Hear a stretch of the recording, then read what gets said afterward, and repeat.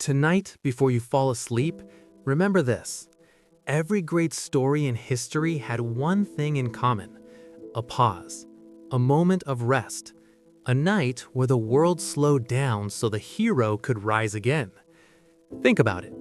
George Washington didn't win every battle in a single day. Edison didn't create the light bulb without countless nights of silence.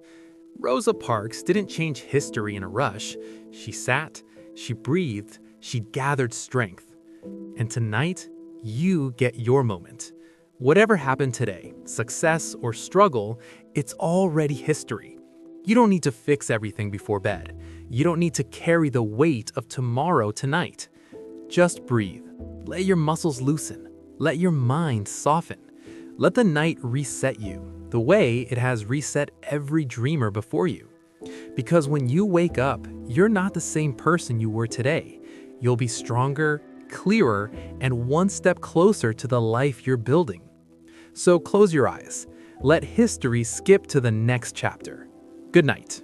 America dreams, and tonight, you dream with it. Good night.